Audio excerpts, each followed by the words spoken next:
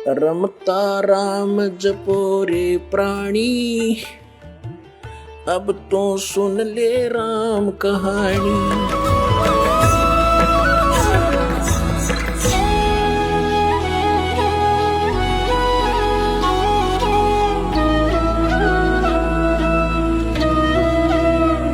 अब हम आते हैं आज का जो प्रसंग है कि हमारे सदग्रंथों में जो साधना लिखी है वो हमारी यथार्थ साधना है, शास्त्र अनुकूल साधना है। गीता श्रीमद् भगवत गीता अध्याय नंबर 16 के श्लोक नंबर 23-24 में कहा कि शास्त्र विधि को त्याग कर जो मनमाना आचरण करते हैं उनको ना सुख होता है, ना कोई गति होती है, ना उनको कोई सिद्धि प्राप्त होती है, ना उनको परम गति होती है, यूजलेस है। इसलिए 24वें श्लोक में कहा 16वें अध्याय के कि इससे तेरे लिए अर्जुन कर्तव्य और अकर्तव्य की अवस्था में कौन से आध्यात्मिक कर्म करने चाहिए, कौन से ना करने चाहिए, उनके विषय में शास्त्र ही प्रमाण है।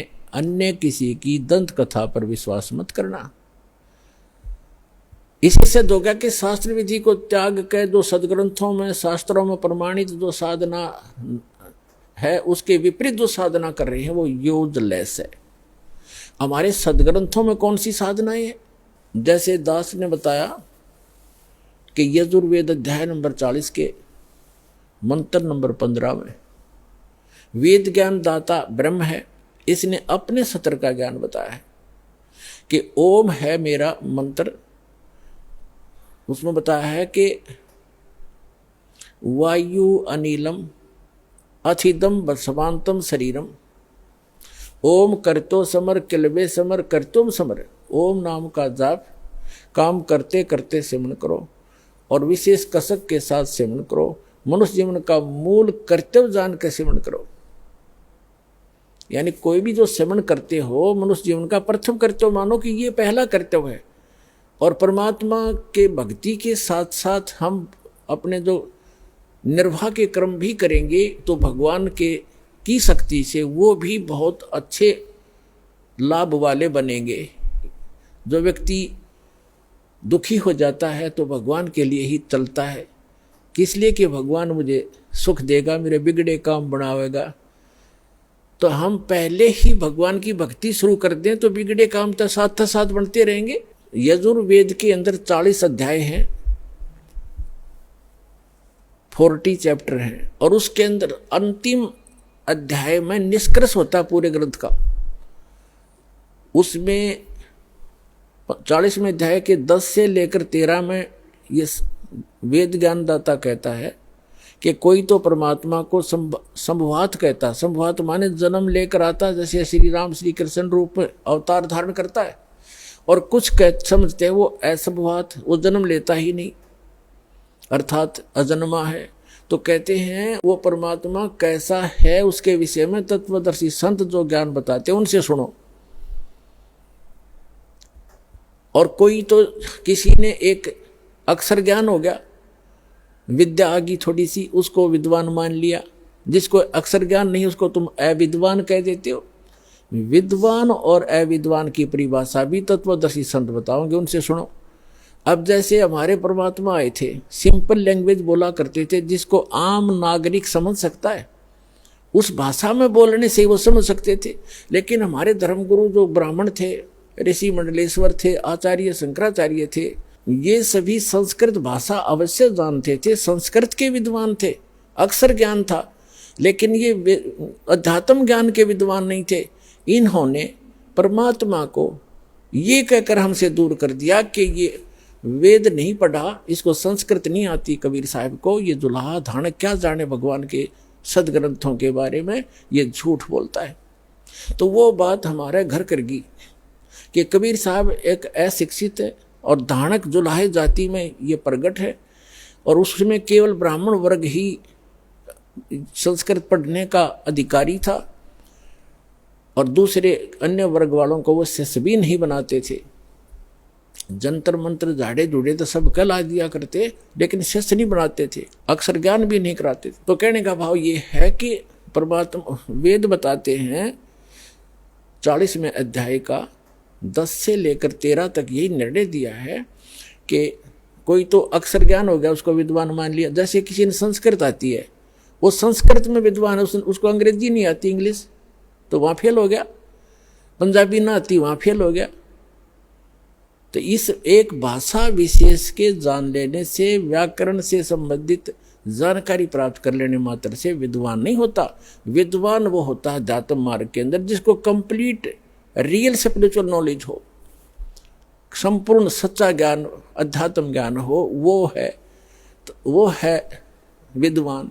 तो ये बताया कि फिर 40वें अध्याय का जो 15वें श्लोक में तो उसने अपनी स्थिति बता दी कि मेरी भक्ति जो है वो ओम नाम की। फिर 40वें अध्याय के 17वां श्लोक अंतिम श्लोक है वेद, यजुर्वेद का, और 40वें अध्याय का, उसमें स्पष्ट कर दिया है कि वो पूर्ण परमात्मा जो परम अक्षर ब्रह्म है वो तो ऊपर है, वो प्रोक्ष है, ऊपर तेजो में लोक में, और मैं ब्रह्म हूं, मैं अहम ब्रह्म खम ब्रह्म ओम, मेरा ओम नाम है, और मैं ऊपर ब्रह्मलोक रूपी दिव्य आकाश में रहता हूं, और मेरा ओम नाम है।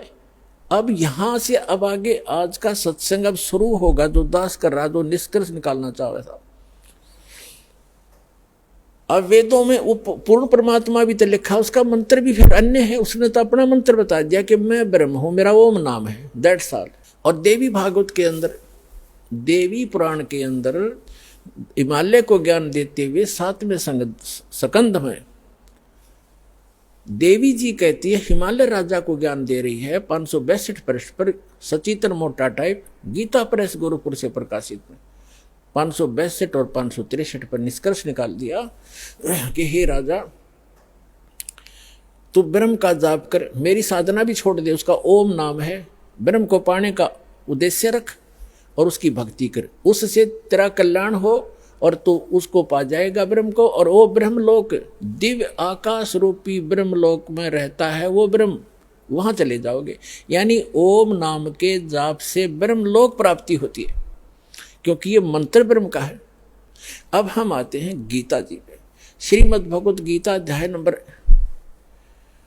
8 के श्लोक नंबर 5 और 7 में गीता ज्ञानदाता कहता है कि अर्जुन, तू युद्ध भी कर और मेरी भक्ति भी कर और तू मुझे ही प्राप्त होगा, चिंता मत कर। अपनी साधना 8वें अध्याय के 13वें श्लोक में बताता है कि ओम इति एकाक्षरम ब्रह्म व्यवहारण माम अनुसमरण ये प्रियाति तजम देहम सयाति परमाम गति। मुझ ब्रह्म का एक ओम अक्षर है, नथिंग एल्स, यही है। और इसको जो अंतिम श्वास तक सिमरण करता हुआ शरीर छोड़कर जाता है, सयाति परमाम गति, यानी ओम से मिलने वाली जो परम गति है वो इससे प्राप्त होगी। ओम से मिलने वाली परम गति क्या है? ब्रह्मलोक मिलेगा।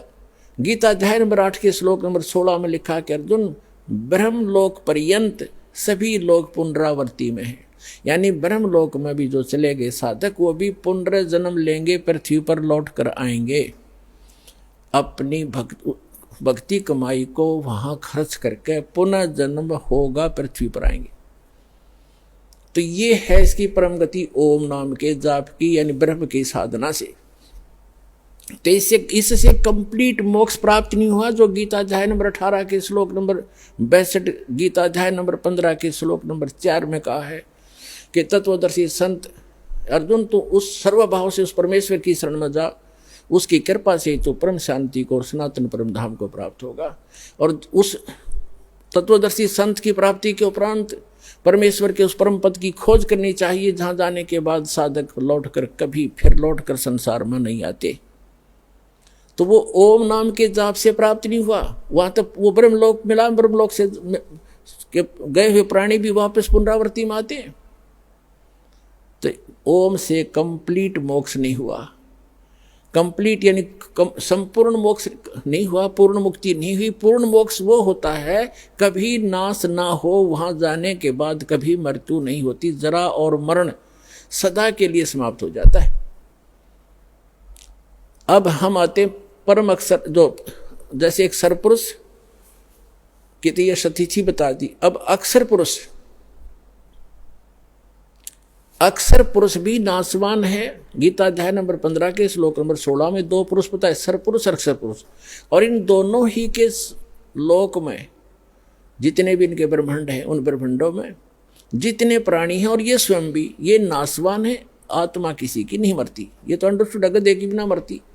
तो 15वें अध्याय के 17वें श्लोक में बताया कि उत्तम पुरुषत्व अन्य परमात्मा इति उदाहरते यह लोक तरम अवश्य विवर्ती अवय ईश्वर है। अवय माने अविनाशी भगवान है वो ही तीनों लोकों में प्रवेश करके सबका धारण पोषण करता है। वो तो इन दोनों से अन्य है, वो वास्तव में अविनाशी है। तो ये भी नाशवान है, अक्षर पुरुष भी नाशवान है, लेकिन परम अक्षर पुरुष, परम अक्षर ब्रह्म, वो अविनाशी है। इन रियल जो है ना, वो भगवान है, अविनाशी परमात्मा है। अब जो अक्षर पुरुष का जो मंत्र है और परम अक्षर ब्रह्म का जो मंत्र जाप है, वो गीता जी के अंदर कोड वर्डों में है। वैसे वेदों में भी कोड वर्डों में है कि वो परमात्मा, जो पूर्ण परमात्मा के पाने का 3 मंत्र का जाप है, 3 मंत्र का। और इसमें वो संकेत मंत्र भी लिख दिया, लेकिन वो सांकेतिक हैं, उनके कोड वर्ड हैं। श्रीमद् भगवत गीता अध्याय नंबर 17 के श्लोक नंबर 23 में उसमें लिखा है कि ओम तत्सत इति निर्देश ब्रह्मण त्रिविध समर्थ। ब्रह्मण माने सच्चिदानंद घन ब्रह्म, यानी परम अक्षर ब्रह्म। परम अक्षर ब्रह्म के पाने का इस 3 मंत्र के सिमरण का निर्देश है। निर्देश माने नथिंग एल्स, इसके अतिरिक्त और कुछ नहीं। ये फाइनल डायरेक्शन है, कंप्लीट ये ज्ञान है। और ये ओम तो सीधा सरपुरुष यानी ब्रह्म का, और तत् ये अक्षर ब्रह्म का, अक्षर पुरुष का, और सत ये परम अक्षर ब्रह्म का। उसको परम अक्षर पुरुष कहो, उसको सत्य पुरुष कहो, उसे कंप्लीट गॉड कहो, अल्लाहु अकबर कहो, उस पूर्ण परमात्मा का। ओम तत्सत, तत् और सत ये सांकेतिक है, ये कोड वर्ड है। आज तक ये किसी के पास नहीं थे, या तो उन संतों के पास थे जिनको भगवान मिले, जो 10 बार आपको उनके पवित्र नाम याद दिलाता है। आदरणीय धर्मदास साहिब जी, आदरणीय आदरणीय मुल्कदास साहिब जी, आदरणीय नानक साहिब जी, आदरणीय मुल्कदास साहिब जी, आदरणीय दादू साहिब जी, आदरणीय गरीबदास साहिब जी, गांव छुरानी जिला झज्जर वाले, आदरणीय गीसा दास साहिब जी, गांव खेखड़ा जिला मेरठ उत्तर प्रदेश वाले, और वर्तमान में इस दास के पास, इनके अतिरिक्त यो ज्ञान किसी के पास नहीं था। और उनको परमात्मा ने प्रतिज्ञा करा दी थी कि बच्चों अभी इसको डिस्क्लोज ना करना, नहीं तो काल के द्वारा भेजे हुए जितने भी पंथ चलेंगे उनके द्वारा भेजे, काल के द्वारा भेजे संत एक अच्छी आत्मा होती है जो भगवान के ही बच्चे होते हैं, लेकिन ये काल उनका दुरुपयोग करता है। उनकी पूर्व जन्म की कमाई उनके साथ होती है, वो सारा जीवन अपना व्यर्थ कर जाते हैं। अनुयायी भी उसकी बहुत सेवा करते रहते हैं, बहुत अच्छी प्रभुता बनी रहती है, गाड़ियों में चलता है, खूब खाने मिलते हैं, वो उसका पूर्व जन्म का संस्कार है। लेकिन भविष्य का चार्जर नहीं उसके पास, वो पूर्व जन्म की चार्ज बैटरी को डिस्चार्ज कर रहा है, और साथ में भगवान के बच्चों को मिसगाइड करने का अपराधी भी हो रहा है वो संत। तो परमात्मा को पता था कि ये जितने भी काल अपने भेजेगा दूत, अगर इनके हाथ यो मंत्र यो ज्ञान लग गया तो मेरे बच्चों को मैं कैसे ज्ञान दूंगा, कैसे ग्रहण करूंगा, कैसे पार कर पाऊंगा। क्योंकि अगर यही ज्ञान राधा स्वामी, धन सदगुरु, जय गुरुदेव, इन जितने भी पंथ इस दास के अतिरिक्त है, कबीर पंथी हैं या बिना कबीर पंथी हैं, या ब्रह्मा विष्णु महेश की स्थिति आपको परिचित हो जाएगी। इनकी भक्ति करने वाले कहाँ तक जा सकते हैं। इनके पास ये ना ज्ञान है ना मंत्र है। तो परमात्मा ने कह दिया था, धर्मदास मेरी लाख दुहाई, ये मूल ज्ञान, ये मूल नाम कहीं बार ना जाई। धर्मदास मेरी लाख दुहाई, मूल ज्ञान कहीं बार ना जाई। मूल ज्ञान कहो, और मूल ज्ञान तो कंप्लीट स्पिरिचुअल नॉलेज है, तत्व ज्ञान। और मूल मंत्र, मूल नाम, सार नाम, ये मूल नाम है, ये सतनाम और सार नाम। और एक सारनाम अलग है, सारनाम कहो, मूल नाम में तो दोनों आ जाते हैं, सतनाम और सारनाम। तो जो सतनाम है ये 2 अक्षर का बनता है, एक ओम और दूसरा इसमें तत्, जो अक्षर पुरुष का मंत्र है, कोड वर्ड है वो तत्, वो दोनों मिलकर सतनाम होता है और सांस उश्वास से उसका सिमरण होता है। कबीर साहब कहते हैं सांस उश्वास में नाम जपो, व्यर्था सांस मत खो, ना जाने इसी श्वास को आवण हो के न हो। तो वो श्वास उश्वास से सिमरण है उस सतनाम के 2 अक्षर का, वो तत् और ओम मिलकर बनता है। तत् ये कोड वर्ड है, अक्षर पुरुष का है, मंत्र है। और सत जो है वो है सार नाम, सार शब्द आदि नाम, वो है, उसका कोड वर्ड है सत्य। और वो परम अक्षर ब्रह्म यानी पूर्ण परमात्मा सत्य पुरुष का जाप है। तो ये जो साधना हम करते हैं ये पूजा नहीं है इनकी। जैसे हमने जल प्राप्ति करनी है और जल है जमीन में, उसको निकालने के लिए हम जो इंस्ट्रूमेंट प्रयोग करेंगे, जो औजार प्रयोग करेंगे, बोकी पाइप लाएंगे और जो क्रिया हम करेंगे, ये हमारी पूज्य नहीं, ये साधना है। और पूज्य हमारा जल है। तो जल प्राप्ति के लिए जो हम कार्य करें वो उनकी पूजा नहीं करें, जो साधना प्रयोग की हमने। तो जैसे प्रथम मंत्र में आपको दिए जाते हैं, ये केवल सूक्ष्म वेद के अंदर है ये कंप्लीट मंत्र। और इन अन्य संतों ने कहीं कहीं से, जैसे परमात्मा आए थे, परमात्मा स्वयं आए थे, वो तो आप जैसे ब्रह्मा विष्णु महेश भी उसी के बच्चे, हिंदू भी उसी के बच्चे, मुसलमान भी उसी के बच्चे, सिख भी उसी के बच्चे, ईसाई भी उसी के बालक है। तो ये वो तो सबके उद्धार के लिए आता है। तो उन्होंने ब्रह्मा जी को भी, विष्णु जी को भी, शिव जी को भी अलग अलग मंत्र दिए। तो वो उनमें से एक एक मंत्र, ये किलियम शरीयम, ये किसी ने किलियम ले लिया, किसी ने शरीयम ले लिया, किसी ने अरेंग अरेंग करने लग गए। तो ये अलग अलग, अब गाड़ी का कोई पहिया उठा ले, कोई स्टेयरिंग उठाए घूमे कि यह मेरी गाड़ी है, कोई एक व्हील ने लिए फिर रहा है कि यह कंप्लीट गाड़ी है। कंप्लीट कार तो सारे मिलकर बनेगी राम नाम की गाड़ी।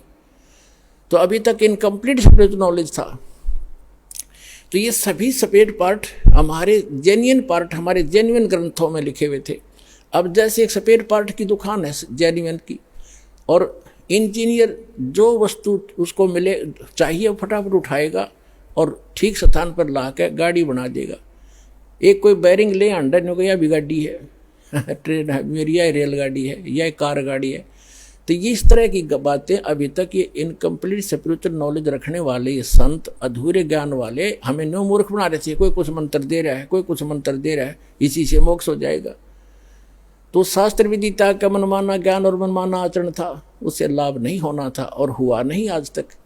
अब देखना कैसे लाभ ना होंगे। सब तरह का सुख होगा, आपके परिवार में सुख, आपके घर में सुख, और आपको मोक्ष प्राप्ति होगी। ये सत्कर्म मान लेना।